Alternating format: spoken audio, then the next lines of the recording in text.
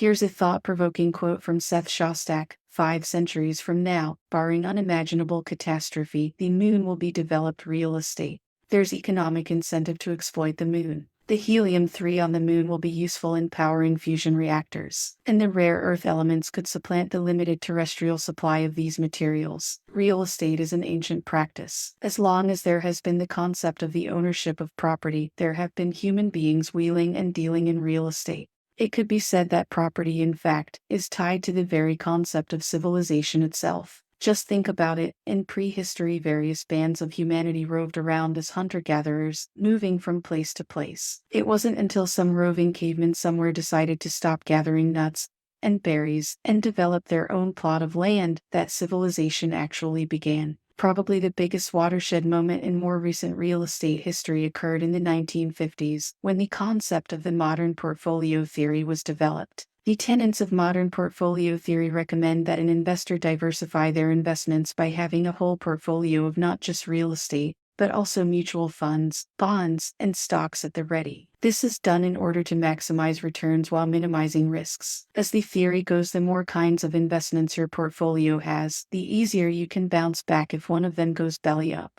This concept remains just as true today as it did 70-some years ago. The big difference now is that our investment options are much more diverse than they used to be. In the old days, options were simply a lot more limited than they are now. For one thing, even finding properties to invest in was a whole different ballgame than what it is today. Now all you have to do is type a query into a search engine and property listings are right there before your eyes. In the past, this wasn't the case. It wasn't uncommon for investors to spend a whole weekend driving around looking for potential properties to invest in. Having that said, it was always good to have backup investments to keep you afloat while you pursue other options. As mentioned, this usually meant investing in stocks, bonds, mutual funds, rental properties, and the like, but in today's real estate market, investment portfolios can be much more nuanced than that. It has become profitable, for example, not to just rent out a house, but in some cases just a room, and for short periods of time, for very specific, finite events. In such situations, rather than a yearly, 6 months, or even 3-month lease, the tenant could rent the space for literally just one day at a time.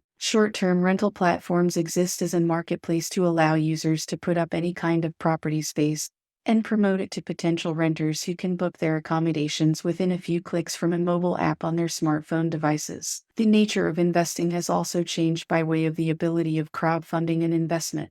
It used to be that an investor needed to have a hefty down payment at the ready and be prepared to take out a loan. With the availability of crowdfunding such as CrowdStreet or even GoFundMe, however, this is not necessarily the case. Through the power of social media, users can cobble together a vast coalition of investors through platforms such as LinkedIn, Facebook, and Twitter, and have them pour money into a crowdfunding site on one or even several properties at a time. If investors can generate enough resources, the reward can be maximized while the risk to each investor minimized. Crowdfunding-based real estate is a unique way to diversify a portfolio with what could become some rather lucrative profits. It has the capacity to utilize several small investments on a massive scale. And perhaps one of the most profitable enterprises as it pertains to crowdfunding real estate is the crowdfunded investment into real estate investment trusts. Most of the time, a real estate investment trust is a company which owns large real estate ventures such as warehouses, apartment complexes, motels, and the like. These companies can be invested in for a return of profit while not having to deal with in-person management of the property itself. That's right, as a crowdfunding investor in a real estate investment trust, your job is simply to supply the minimum amount of investment and then sit back and wait for the returns to come in. New trends in real estate also promise to bring in a much more fluid clientele